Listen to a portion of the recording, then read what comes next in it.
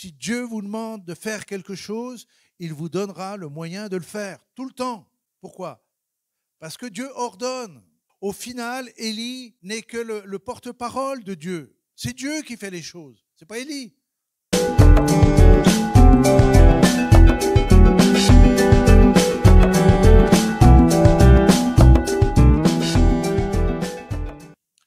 Voilà, bonjour à tous.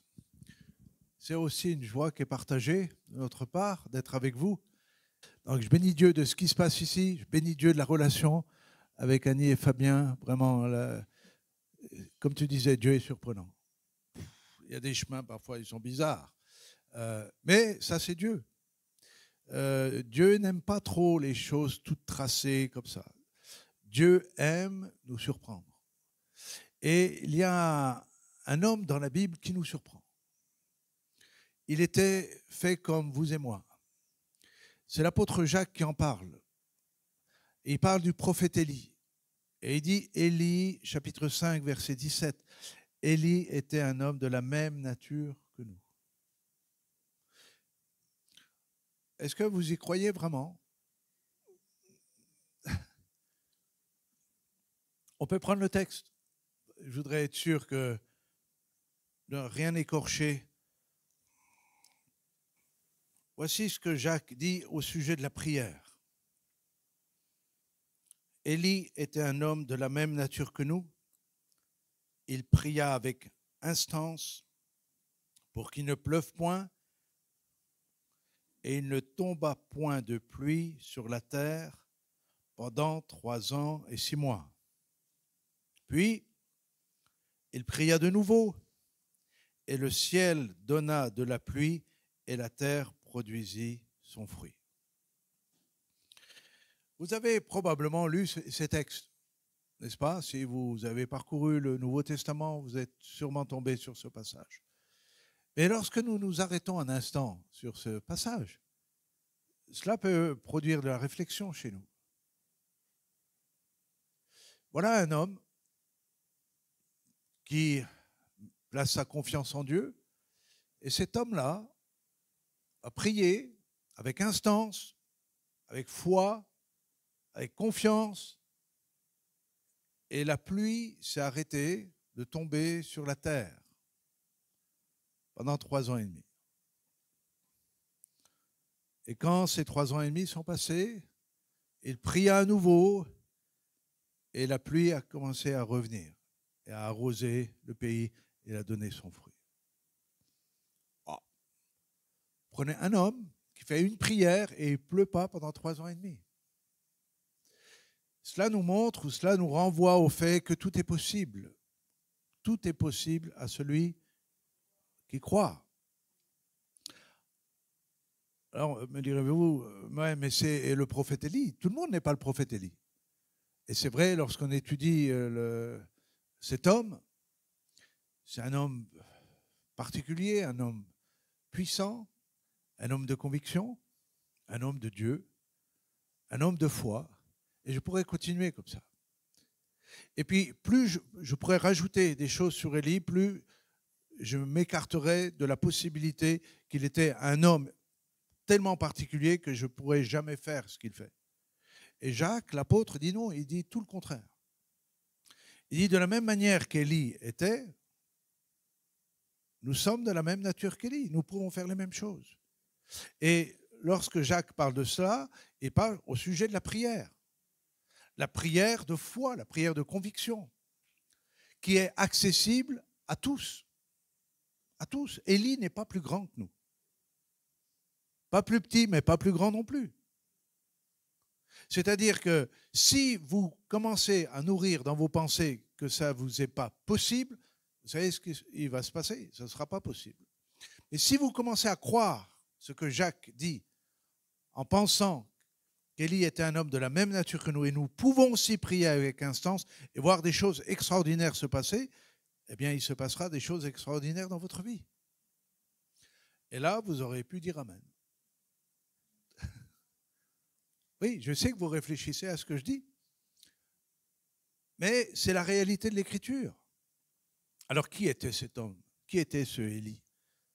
Nous retrouvons son histoire, je vais prendre quelques points le concernant, au niveau, bien sûr, de la foi. Et puis, nous devrions aussi nous rappeler que une parole de Jésus qui dit ceci: « Quand je reviendrai, trouverai-je la foi sur terre ?» Alors, de quelle foi s'agit-il? Est-ce que c'est la foi à l'existence de Dieu? Non, pas seulement. Parce que l'Écriture aussi nous dit que les démons croient que Dieu existe. Mais ils tremblent, parce qu'ils savent qu'ils sont jugés. Non, il ne s'agit pas simplement pour nous de croire que Dieu existe. C'est déjà bien, c'est essentiel. Mais ce n'est pas simplement cela. Ça doit aller plus loin. Alors, de quelle foi s'agit-il? C'est la foi qui nous permet de mettre notre confiance totale en Jésus. C'est de cette foi-là que Jésus attend de notre part. C'est cette foi-là. 3 fois dans l'Écriture, il est dit « Le juste vivra par la foi ». Et sur ces 3 passages, Habakkuk dit « Le juste vivra par sa foi ». Ça veut dire que Dieu nous renvoie à notre responsabilité jusqu'où nous sommes capables de lui faire confiance. Pour tous les jours de notre vie, puisqu'il s'agit de vivre par sa foi. C'est-à-dire, la foi que j'ai en lui va me permettre de vivre ici-bas, mais va me permettre aussi de vivre l'éternité avec. Ça veut dire que dans mon quotidien, de quelle manière je fais confiance en Dieu pour tous les domaines de ma vie. Tous les domaines. Pas seulement dans l'espérance d'être au ciel un jour, mais tous les jours de ma vie, dans mon quotidien, dans mes besoins, dans mes attentes, dans la manière de vivre, ma manière de manger, d'être habillé, d'avoir un toit, toutes ces choses. De quelle manière nous mettons notre confiance totale en Dieu? C'est là où vous et moi, nous sommes défiés. Et Élie est là pour nous inspirer et nous dire de quelle manière nous pouvons faire pour pouvoir vivre de sa foi. Pas la foi d'un autre, pas la foi de mon conjoint, de ma maman, de mes parents, de mon oncle, du pasteur ou les autres, frères et sœurs, mais comment moi-même, à un moment donné, je vais être face à moi-même, vis-à-vis de Dieu, pour lui faire confiance et m'attendre à lui. Nous savons que les jours dans lesquels nous sommes ne sont pas forcément les meilleurs. OK ? On sait que ce monde-là ne va pas très bien. Il est un peu tourmenté. Et puis, il y a un grand risque que ça va s'accentuer et que les jours vont être difficiles. Donc, combien à plus forte raison, nous-mêmes, qui probablement devons traverser ces moments de difficulté, de chaos sur cette terre, comment nous allons pouvoir mettre notre confiance en Dieu et de continuer à vivre dans un monde hostile, dans un monde chaotique. Ça, c'est notre défi. Mais Dieu, dans tout cela, veut nous enseigner de quelle manière c'est possible de traverser ces moments difficiles. Alors, revenons à notre cher Élie. La particularité d'abord de cet homme, c'est qu'on sait d'où il vient, du pays de Galaad, nord d'Israël, mais on ne sait rien de lui, ou pas grand-chose. On ne connaît rien de sa vie, rien de ses parents, on ne connaît pas grand-chose. Mais lorsqu'il arrive sur la scène publique, lorsqu'il arrive pour confondre le roi Akab, un roi corrompu, un roi pécheur, un roi occulte, eh bien, on voit un homme qui a une conviction profonde, ce Élie. C'est-à-dire qu'il a, pendant tout un temps qu'on ignore, eu une relation avec Dieu, dans son intimité avec Dieu, qui lui a permis, au moment où il fallait, de prendre la parole et avoir des convictions. Cela nous renvoie au fait que nous-mêmes, nous sommes invités à avoir une vie dans notre chambre, comme Jésus dit. Là, dans le lieu secret, là où se trouve Dieu. Là où on développe notre relation, notre intimité, notre confiance en Dieu. Et au bon moment, c'est-à-dire au moment où c'est nécessaire, nous sommes prêts à confronter la difficulté, l'épreuve qui vient à nous. S'il n'y a pas cette intimité avec Dieu, forcément les choses vont être plus difficiles, voire impossibles. La foi vient de ce qu'on entend. Et ce qu'on entend vient de BFM, de France 2, Paris Match, Gala ou d'autres. Je ne connais pas ces magazines, mais je sais qu'ils existent. La foi ne vient pas de cela. La foi vient de la parole de Jésus. Donc, si nous avons une relation avec Jésus, si nous nourrissons notre âme, notre esprit de la parole de Jésus, eh bien, la foi va s'installer dans notre cœur, la foi va se développer, la foi va pouvoir être affermie, nourrie. Et au moment de la difficulté, je serai suffisamment fort pour traverser la difficulté. OK. Alors, Élie, l'un des habitants de Galaad, nous sommes dans 1 Roi 17, dit à Akab, qu'est-ce qu'il dit? L'Éternel est vivant, le Dieu d'Israël dont je suis le serviteur. Il n'y aura ces années ni rosée ni pluie, sinon à ma parole. Vous voyez, l'assurance dans laquelle il est. Déjà, l'assurance dans qui il est. Je suis un serviteur de Dieu. Ce que nous sommes tous, si nous avons fait alliance avec le Seigneur. Vous êtes des servantes, des serviteurs de Dieu. Et vous devez assumer cette charge, ce rôle, cette fonction. Nous avons été sauvés pour devenir des disciples, pas des simples croyants. Vous savez que, je vais peut-être vous choquer, mais dans le ciel, il n'y aura pas de croyants, il n'y aura que des disciples. Parce que croire, comme je vous l'ai introduit tout à l'heure, ne suffit pas. Il nous faut devenir des disciples. D'ailleurs, Jésus a dit à ses apôtres, allez par tout le monde, faites des disciples. Non, vous et moi, nous ne sommes pas simplement appelés à croire en Dieu, mais nous sommes, vous et moi, appelés à servir Dieu. Et Élie a très bien compris cela. Il se présente d'ailleurs comme cela. Je suis un serviteur de Dieu. Il ne se présente pas en tant que prophète, mais simplement, je sers Dieu, je sers l'Éternel. Et à sa parole, il n'y aura plus de pluie pendant toute une période. Je suis que le porte-parole. De la même manière que nous aussi, nous sommes que des porte-paroles.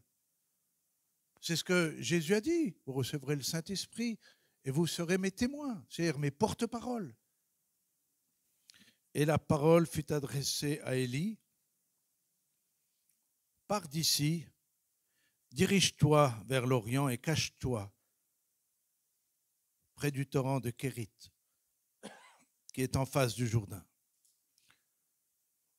Vous avez lecture avec moi? Oui? Ok.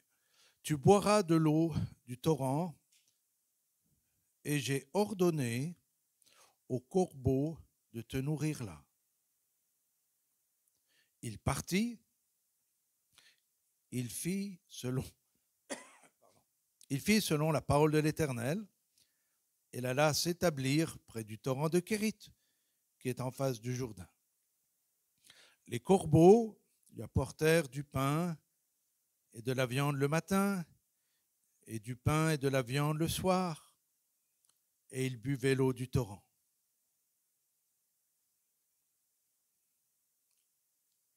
Ok? Est-ce que ça va avec cette histoire? Qu'est-ce que c'est que cette histoire?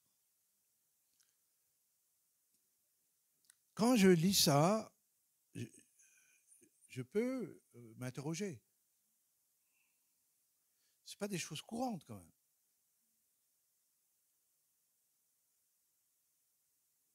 Je disais, ce n'est pas des choses courantes de vivre ça. Peut-être vous, Adol? Moi, personnellement, je n'ai pas encore vécu telle situation. Mais qu'est-ce que nous voyons? Nous voyons que quand la terre est jugée, parce qu'elle a été en Israël à ce moment-là sur la parole de Dieu, dans un but précis de pouvoir tenter de ramener Israël dans les voies du Seigneur.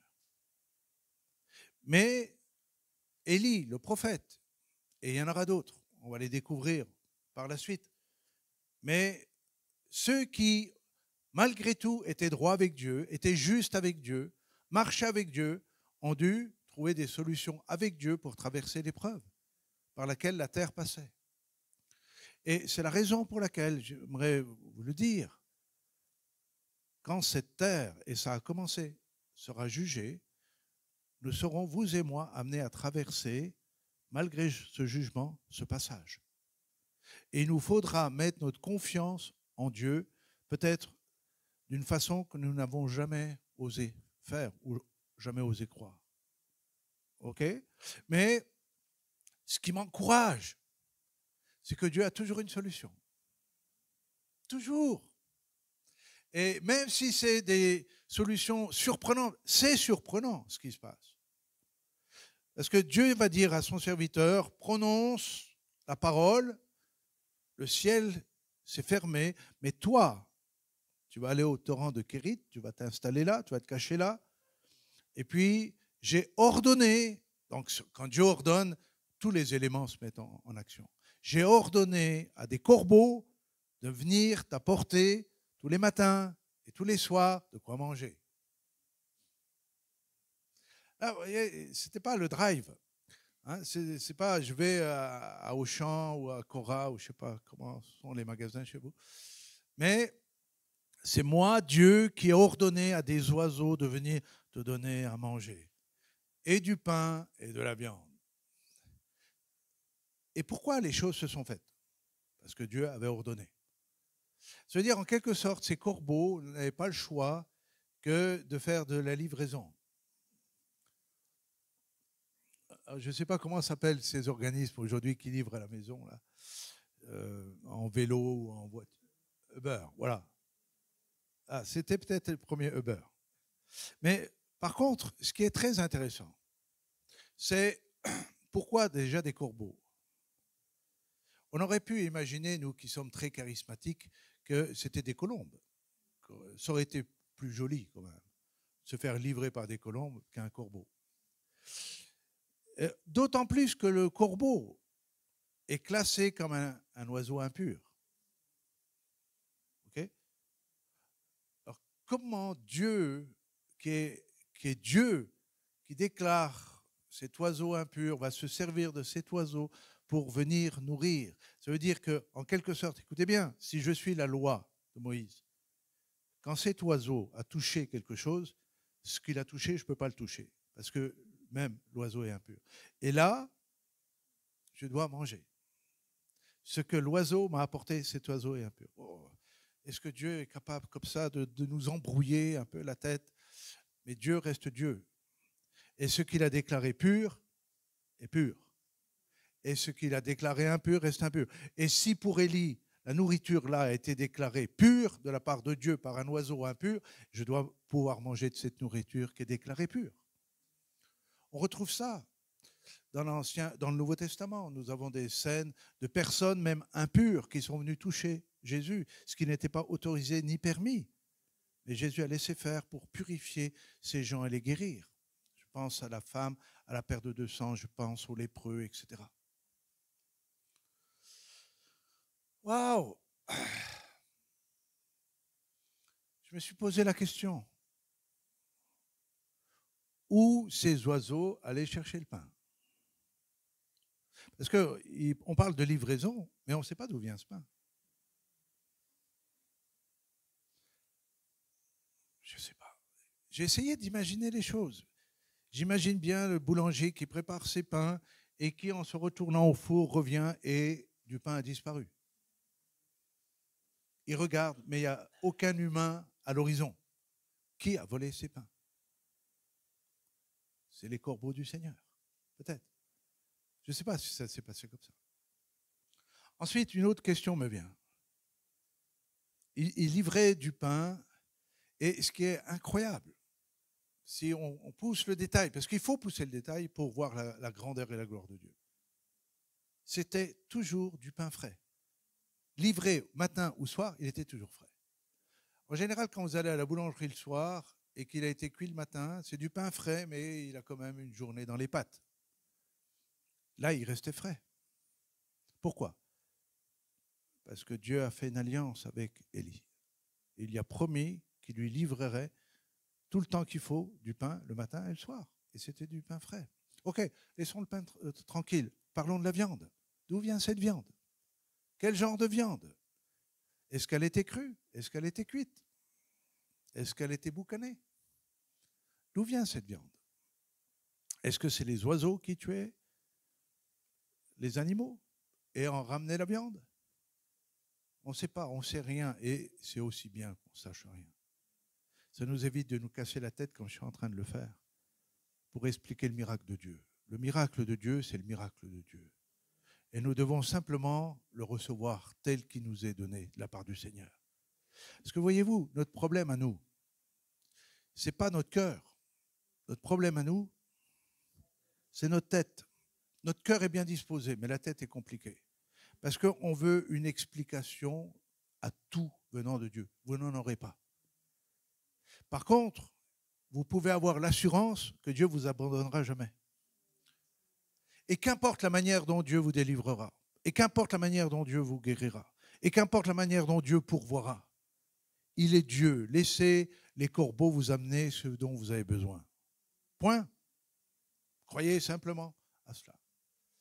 Donc, nous voyons que pendant tout un temps, Élie a été dépanné comme ça. Mais pendant ce temps, la terre n'avait pas d'eau. Vous avez vu quand il y a sur une saison canicule chez nous, tout le bazar que ça fait? Restriction d'eau, les plantes, les arbres fruitiers, les animaux, machin. Ça devient très compliqué pour parfois quelques semaines de canicule. Pendant 3 ans et demi, il n'y a pas plu. Là. 3 ans et demi.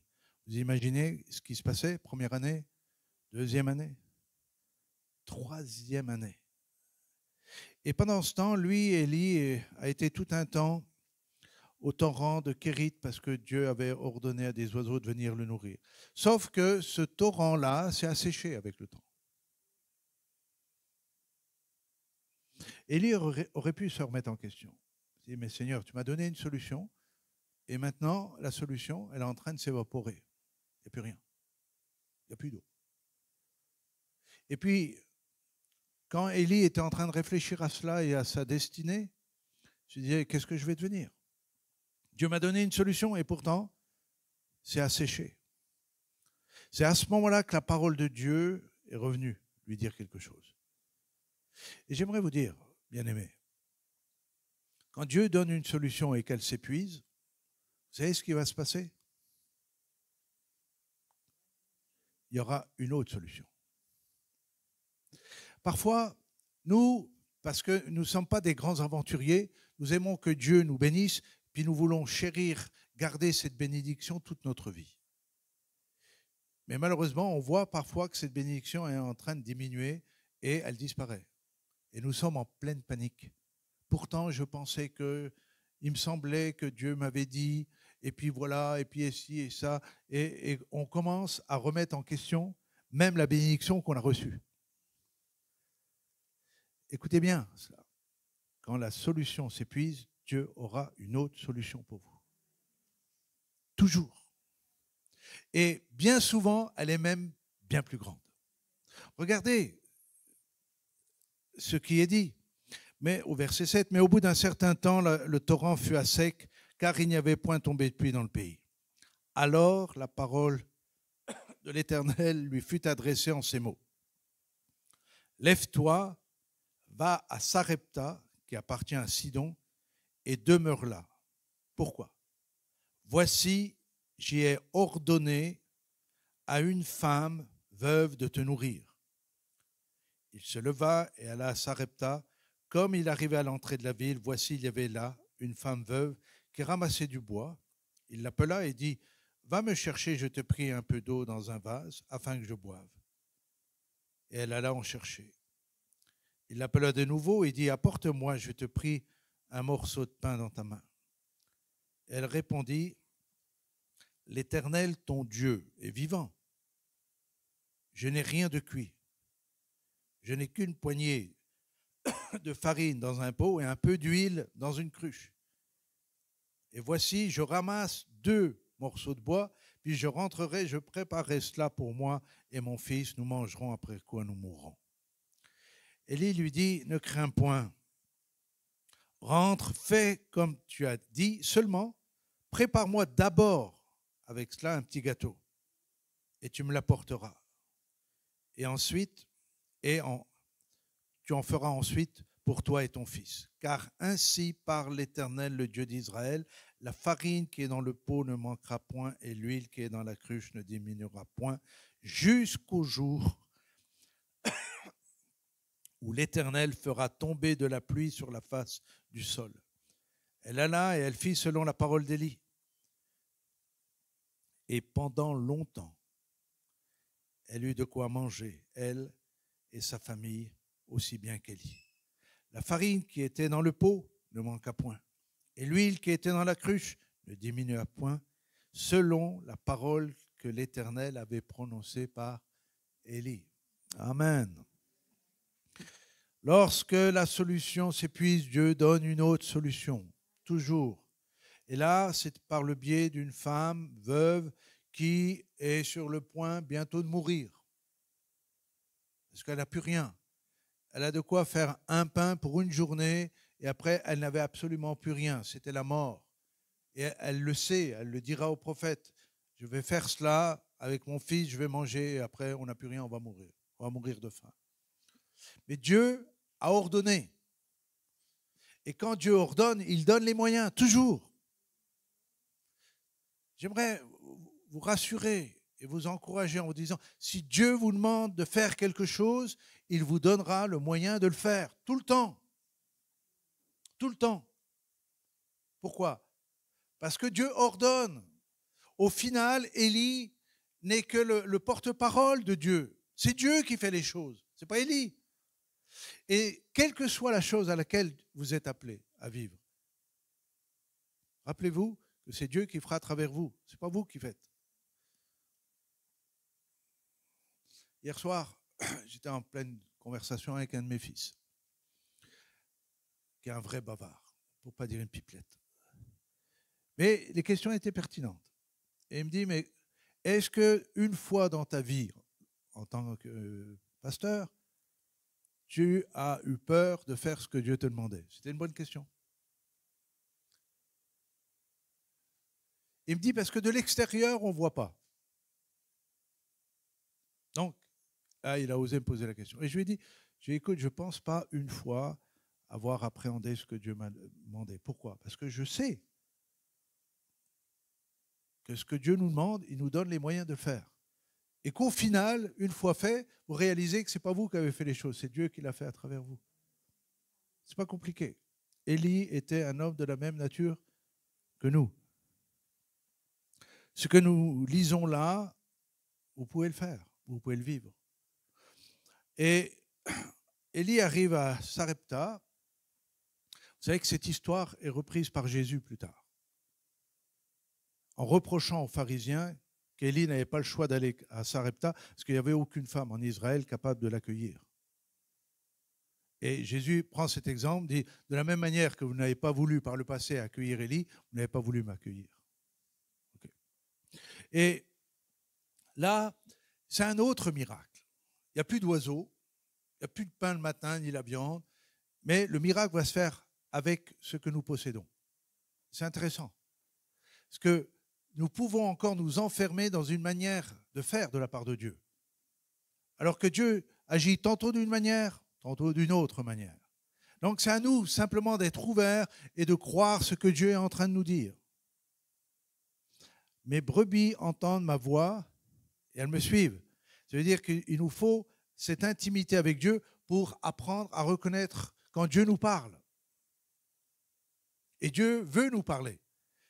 À vrai dire, Dieu nous parle plus souvent même qu'on le pense.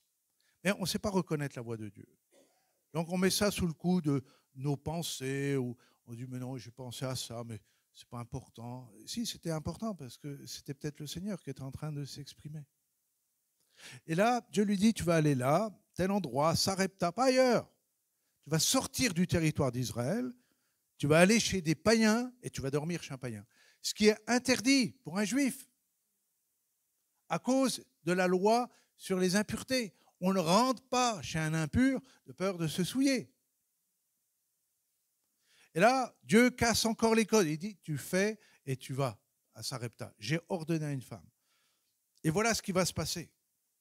Ça veut dire que tout le temps que ça sera nécessaire, c'est-à-dire jusqu'à ce que le ciel s'ouvre à nouveau, tu vas rester là et vous allez vivre la multiplication de la farine et de l'huile.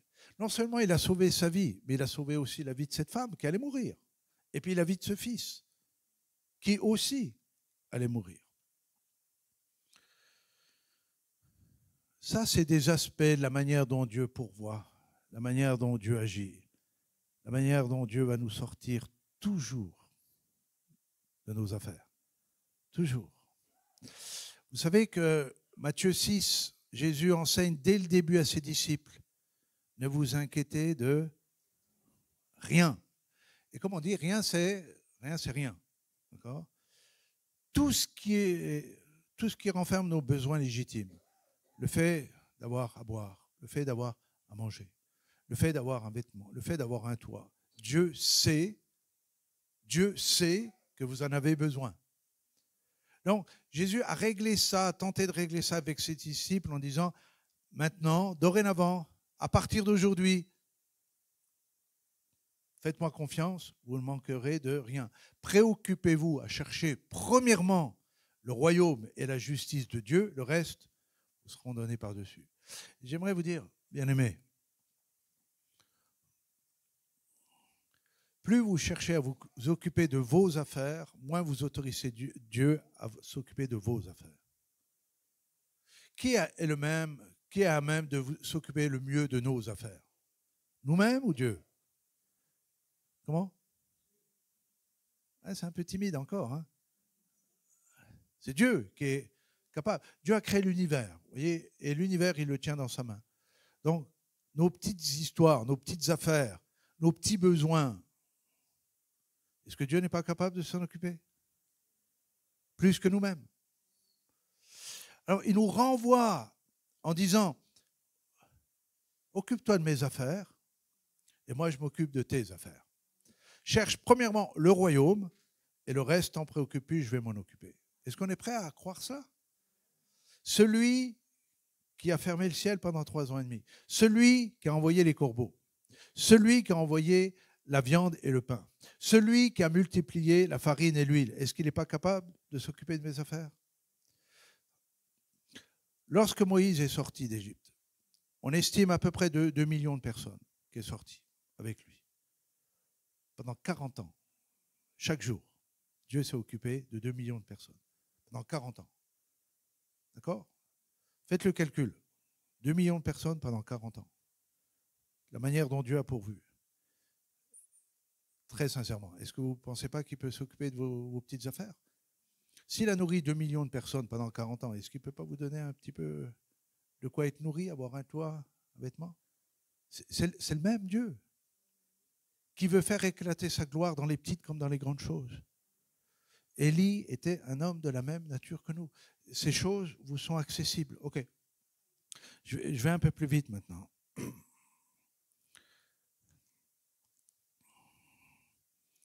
Il y a eu un problème qui n'est pas le moindre. Cette femme qui avait accueilli Élie, il y a tout un cheminement spirituel chez elle. Vous avez vu la première réaction, l'Éternel, ton Dieu, c'est-à-dire toi, Élie, toi le Juif, toi l'Éternel, ton Dieu, qui n'est pas le mien, mais ton Dieu est vivant et je n'ai rien de cuit. En gros, j'ai rien. Est-ce que ton Dieu est capable de faire quelque chose? Et on a vu la démonstration de ce que Dieu a fait. Donc cette femme, il y a un cheminement, mais elle n'est pas encore gagnée à la cause. Mais l'épreuve, son épreuve à elle, va faire en sorte qu'elle va encore se rapprocher de Dieu. Son fils unique va mourir. Elle avait déjà perdu son mari. Mais cette femme dit alors à Élie, « Qu'y a-t-il entre moi et toi, homme de Dieu ?» Donc elle le reconnaît comme homme de Dieu. « Tu es venu chez moi pour rappeler le souvenir de mon péché et de faire mourir mon fils ?» Il lui répondit, « Donne-moi ton fils. » Il la prit de son sein et monta dans la chambre haute où il demeurait et coucha sur son lit. Et le coucha sur son lit. Puis il invoqua l'Éternel et dit, « Éternel, mon Dieu, est-ce que tu affligerais au point de faire mourir son fils? Même cette veuve, chez qui j'ai été reçu comme un hôte. » Et il s'étendit 3 fois sur l'enfant, invoqua l'Éternel et dit, « Éternel, mon Dieu, je t'en prie que l'âme de cet enfant revienne au-dedans de lui. » Et l'Éternel écouta la prière, la voix d'Élie, et l'âme de l'enfant revint au-dedans de lui. Il lui fut rendu à la vie. Verset 24. Et la femme dit à Élie, « Je reconnais maintenant que tu es un homme de Dieu et que la parole de l'Éternel dans ta bouche est vérité. » Wow. Donc, qu'est-ce qu'Élie fait? Il véhicule quoi? La vie autour de lui. Alors que la mort vient frapper la maison, alors que cette femme est complètement désespérée, il va manifester simplement la gloire de Dieu. Élie était un homme de la même nature que nous. Nous avons également en nous le pouvoir de semer la vie, de répandre la vie.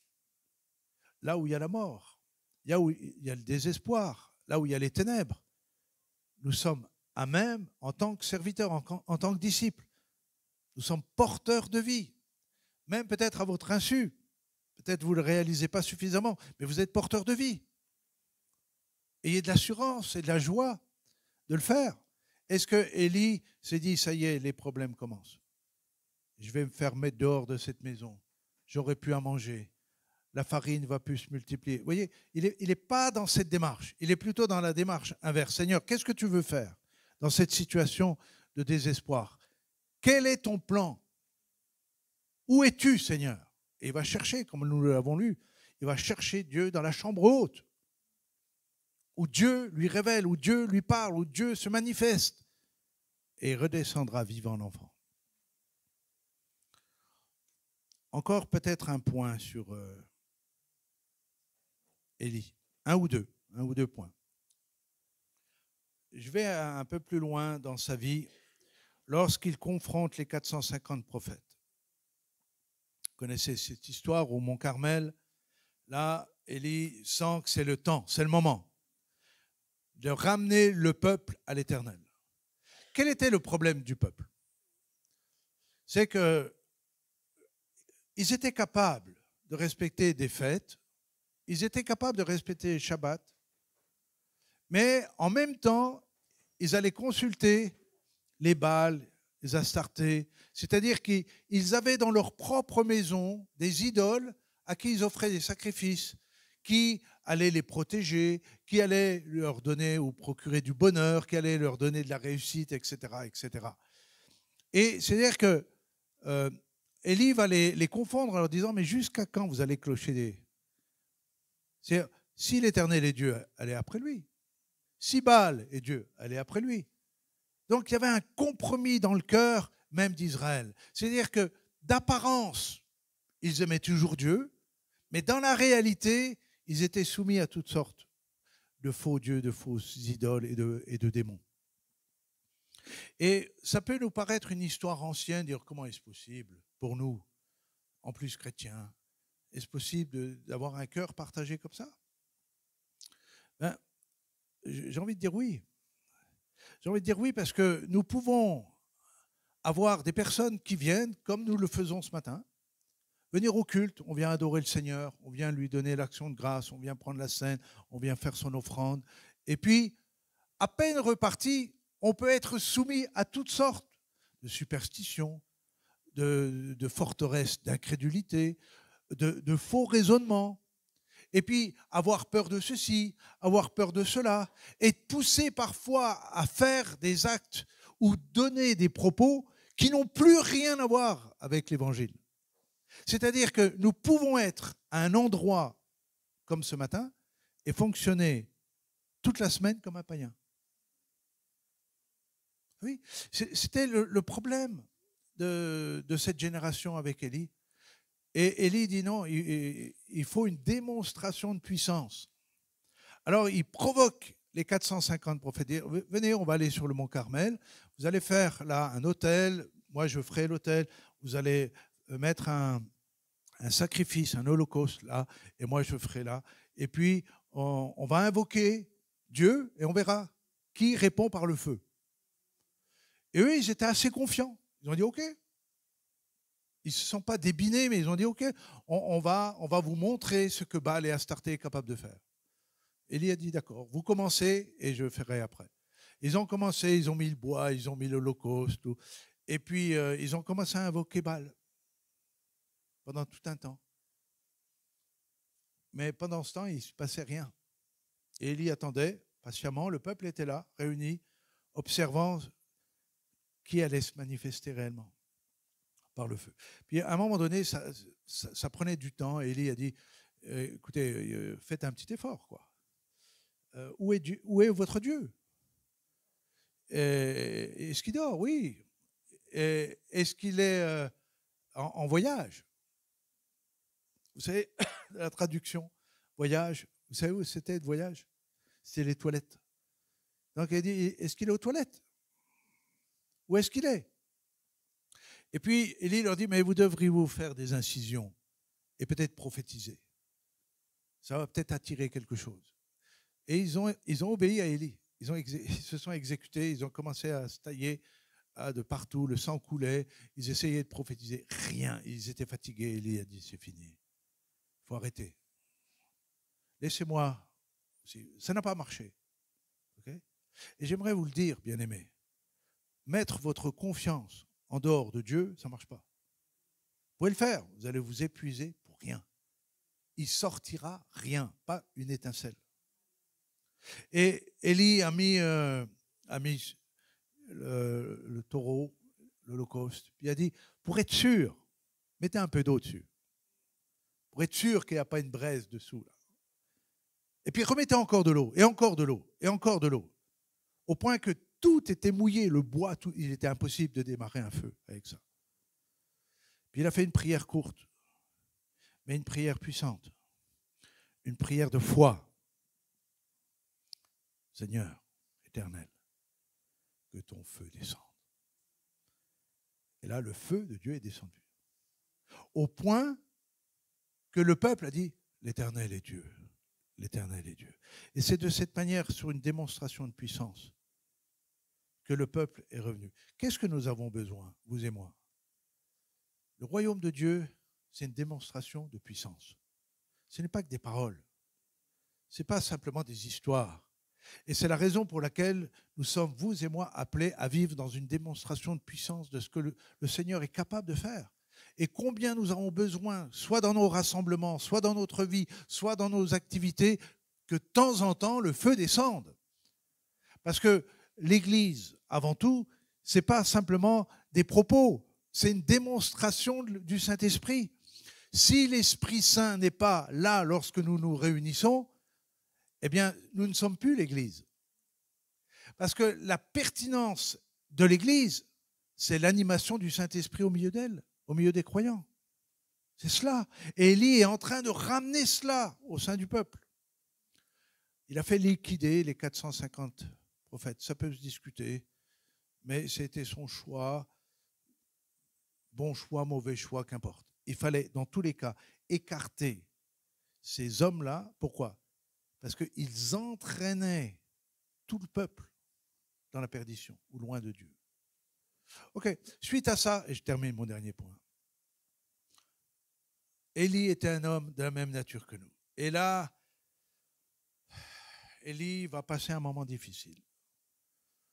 Il est menacé par Jézabel, mais personnellement, je ne pense pas que ce soit la menace de Jézabel qui l'a mis dans cet état. Je pense qu'il était fatigué. Il était usé. Et il pensait en plus qu'il était seul. Et il est dans un tel état qu'il n'a qu'une envie, c'est de mourir. Terrible. Comment un un serviteur, un prophète peut être dans cet état-là. Et comment un disciple peut malheureusement tomber dans cet état-là. Mais c'est possible. Et ce qui nous montre la réalité de l'humanité du prophète Élie.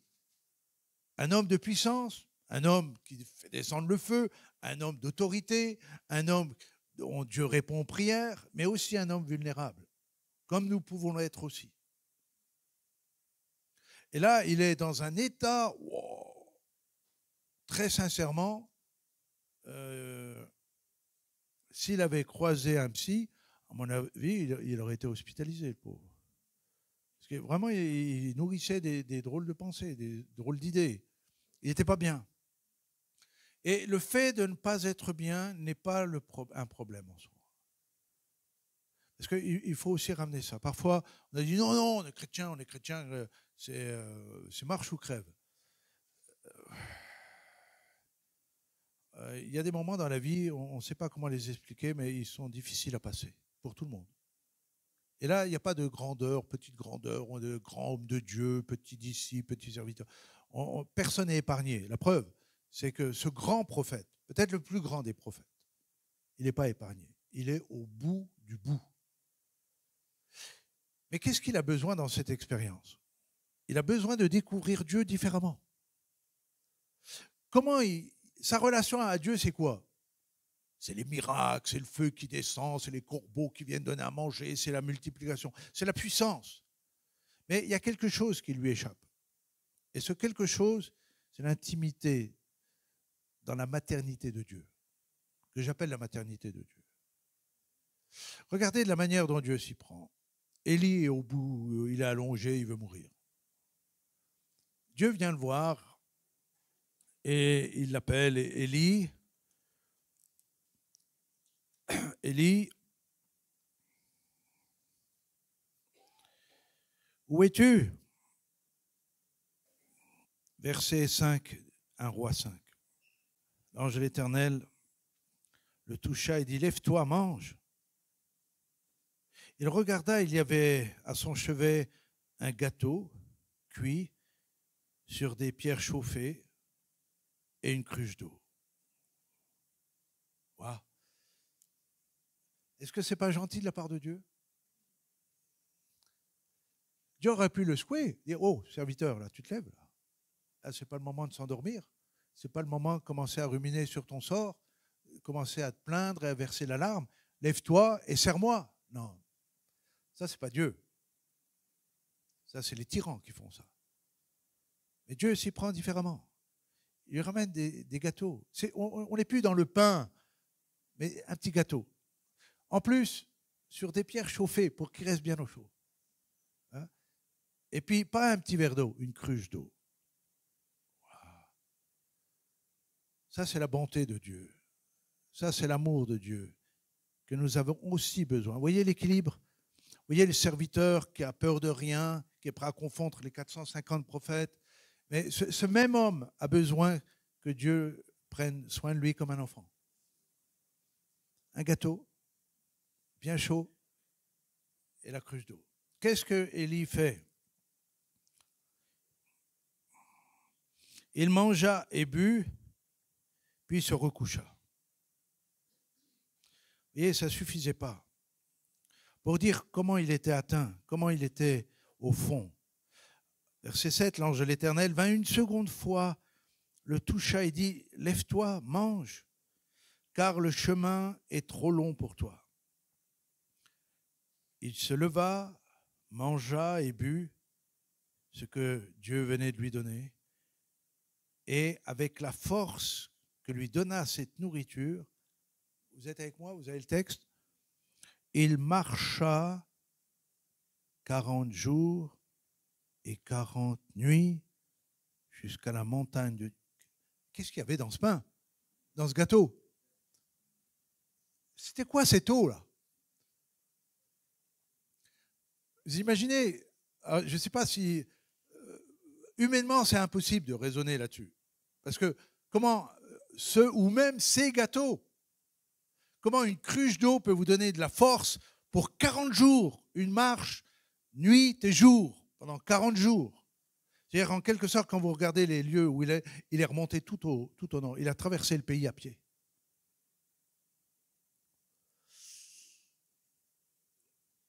Je ne suis pas contre la médecine, loin de là. J'ai eu recours à la médecine plusieurs fois, et heureusement, et merci Seigneur. Mais il y a quelque chose de plus grand encore. C'est quand Dieu s'en mêle. Et là aussi, vous voyez, on a besoin, vous et moi, de tout un équilibre. Je vous l'ai dit, j'ai besoin de la médecine. Je mange 5 cachets par jour, depuis un bout de temps maintenant. Si je ne mange pas ces cachets, ils m'assurent la catastrophe. Les médecins m'assurent la catastrophe. Quand je voyage à l'étranger, je suis obligé de mettre ces cachets dans ma valise, bagage à soude et bagage à main, pour être sûr qu'en arrivant, j'ai ces cachets. Si j'arrive dans un pays où je ne trouve pas ces cachets, je ne peux pas rester, je dois rentrer immédiatement. C'est des cachets contre l'hypertension, contre le cœur, etc. Donc, je suis suspendu à 5 cachets, vous voyez, mais je suis aussi suspendu à sa grâce.